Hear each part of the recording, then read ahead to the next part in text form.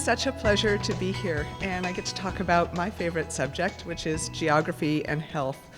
And so I want to let you know how I'm going to approach this morning, and I'll cover three main areas. I'm going to first try and make a case for the importance of place in health. Hopefully that won't be too hard to do because I think it's kind of obvious, but some people need convinced, so I will spend some time there. Then I'm going to tell you what is a GIS, or Geographic Information System, so that we're all on the same page on what it is and what it does. And then I think the fun part, to really talk about applications, and particularly the top 5 trends in global GIS. Is this map familiar to anybody? Most people consider this to be the first health map. It's not. But it's still an excellent representation. So this is a map of the Soho district in London in 1853. The dark bars that you see are deaths from cholera in a household. Now, there's something else on the map that is hard to see, so let me point it out to you, and that is the location of water pumps in that area. And I think you start to see really quickly on a map that there's a lot of death from cholera around one of those water pumps. Well, this was reported to the officials at the time. They took the handle off of that water pump, and it ended the cholera epidemic that year. The creator of the map is none other than Dr. John Snow, who, for his contribution, became known as the father of modern epidemiology. A fabulous example, but not nearly the first. In fact, the first time that there was a discussion of the relationship between place and health was with none other than the father of medicine, Hippocrates, in about 400 before the Common Era. Now, Hippocrates said in his writings on airs, waters, and places, "When a race lives in a rough, mountainous country, at high elevation and well-watered, where great differences of climate accompany the various seasons, like Montana, there the people will be of large physique and well accustomed to hardihood and bravery, with no small degree of fierceness and wildness in their character. On the other hand," he said, "in low-lying, stifling lands, full of meadows getting a larger share of warm than cold winds, and where the water is warm, there the people will be neither large nor slight, but rather broad in build and fleshy. Bravery and hardihood are not an integral part of their natural characters, so I ask you to please be kind to me because I come from the land of the cowardly and meek." Now, another great story of early spatial thinking comes with the great Persian physician Rhazes. So he lived really during the Middle Ages, but he was a Renaissance man to be sure. He wrote on many topics. In fact, he wrote an encyclopedia. But Rhazes was asked to do this wonderful spatial task. They said, "Where shall we put the next hospital in Baghdad?" And so what he did was he walked around the city and hung slabs of beef in different areas. And he went back and he monitored those slabs of meat. And what he found was that one putrefied more slowly than all the rest. So he hypothesized, well, here's where the air is cleaner, everything's healthier, this is where we should build the hospital. Excellent example of spatial thinking.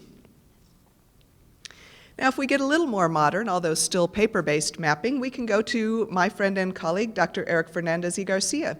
And he is a pediatrician at UC Davis, and we went through our general medicine fellowship together.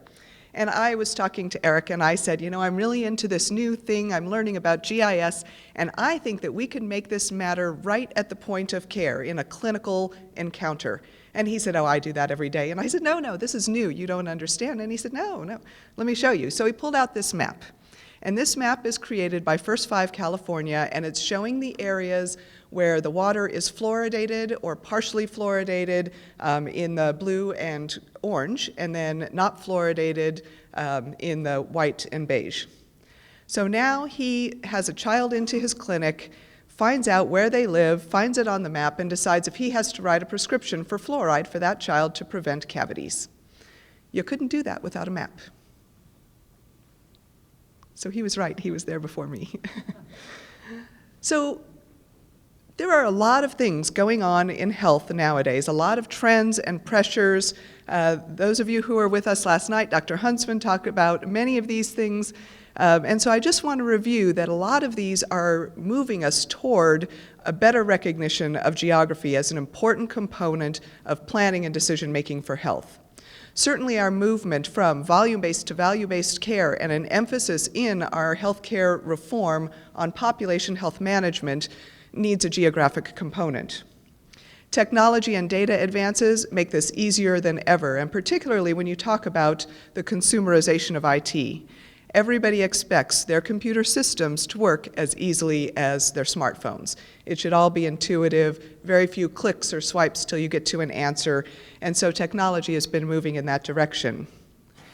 No matter where you are in the world, we see in health a balance between communicable diseases and then the more chronic, non-communicable diseases. And how do we manage that in populations? And how do we track those kinds of diseases in populations? It requires a quick and agile approach and a thoughtful approach. And of course, we do all of this in an age of budget uncertainty and lots of unfunded mandates with which we need to comply. So a lot of people are focusing their efforts upstream. And what that means is that we really need to think about where we can have the greatest impact on health, and it's not necessarily just in the medical clinic. In fact, medical care accounts for just about 10% of our overall health outcomes. Our family history and genetics, approximately 30%. But the environmental and social factors and their impact on our own personal behaviors is a much bigger part of the picture, and that's where we need to focus if we're going to make a difference. So when you think about those upstream factors, you think about population and community health, you can look at the Robert Wood Johnson Foundation for this very helpful framework to put together a lot of those components. So they include healthy environments, having equitable access to care, reducing negative health outcomes of all sorts in the community, and engaging your stakeholders and community partners so that we're all working together with the same information toward the same goals. So we can do things like connect populations in need with available resources. I know as a clinician that I didn't always have an acute awareness based on where my patient lives and what's available to them. It takes a map. So that connection is actually really important to make sure that those wonderful resources are getting to the right place. Finding out where you have hotspots of disease, like diabetes, for instance. Where can your patients and your community, for that matter, get healthy foods? Where can they decide to park their bikes if they decide they want to ride to work and do it the healthy way? Although given the weather in Montana, I might not. Prenatal care, we need to prevent all of these negative health outcomes for our children. Prenatal care is an important component of that, and you may be surprised, not everybody is doing it. So where do we locate those services, and how can we, again, connect the population to them? And it goes beyond sort of these more public and community health issues, but it still does go down to the practice of medicine. And one of the founders and thought leaders in this area is Jack Wenberg. And he was founder of the Dartmouth Atlas Project, and he said, it's not just the air, water, or infections that makes a difference in population health. It's actually the density of medical practitioners of all different types that can make a huge difference in our access to health and social services, the likelihood that we're going to get a correct diagnosis or have a successful medical outcome.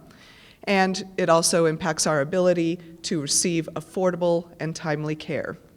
So he's really talking about this idea of variation in these factors, and that happens geographically.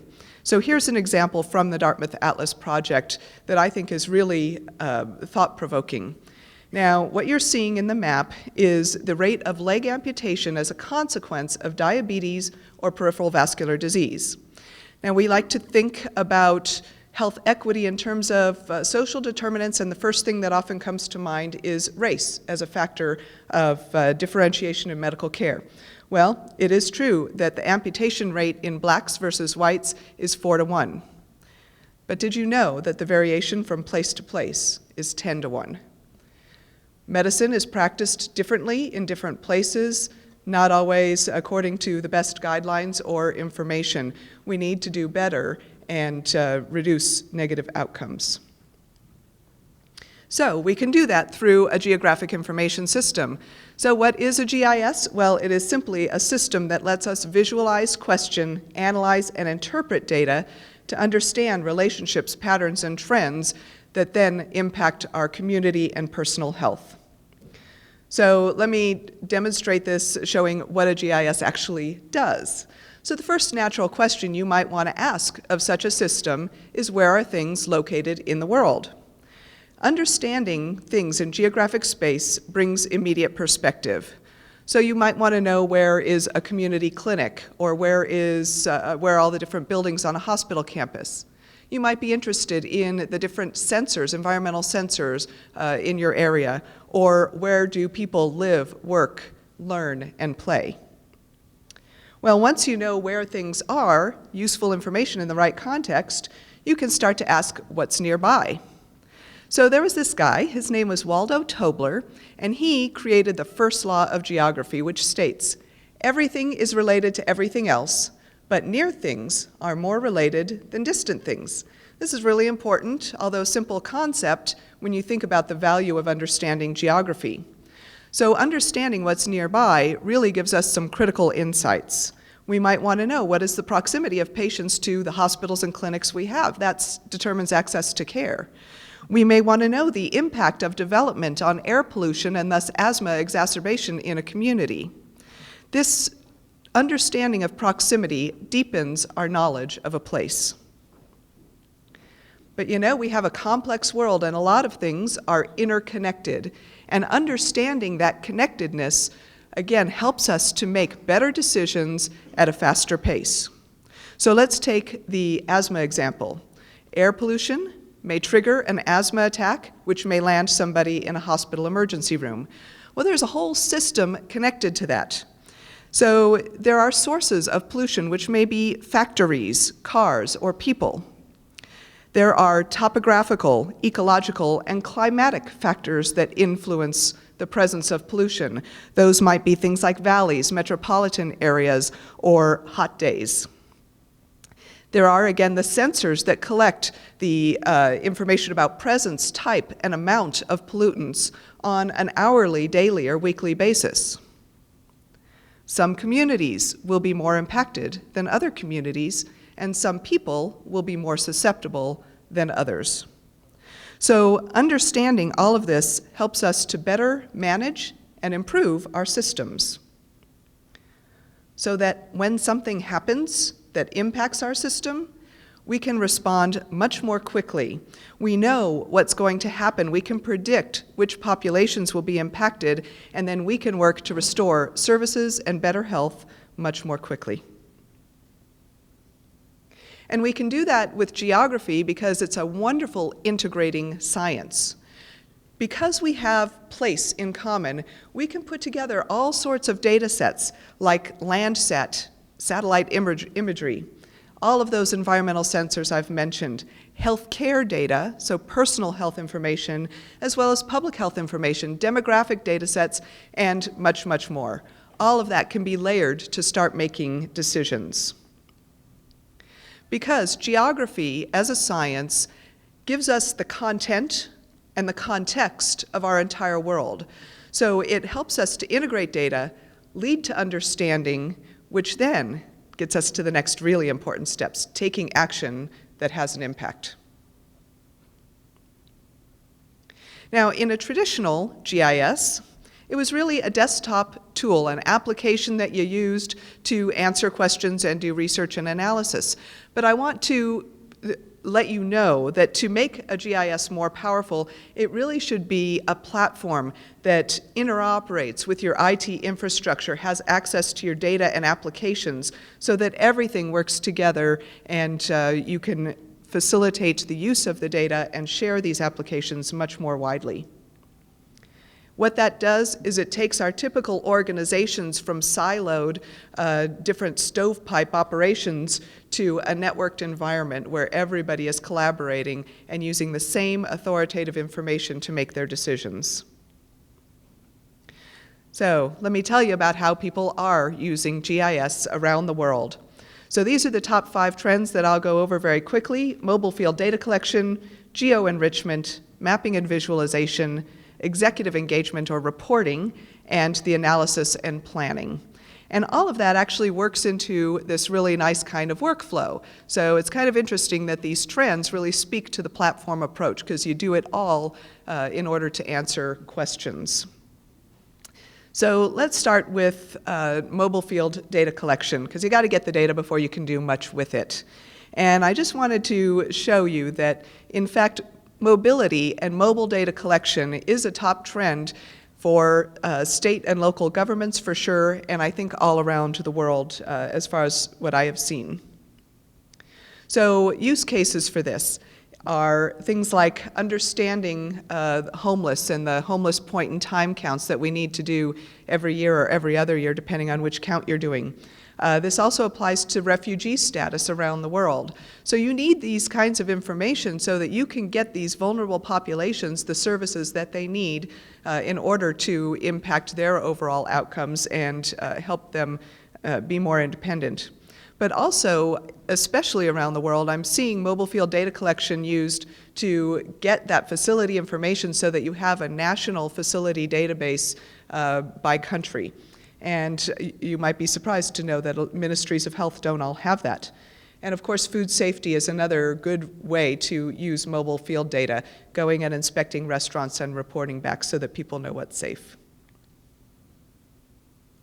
So then the next step is geo-enrichment. So it may not be all of the data that you collect, but you want to pull in additional data.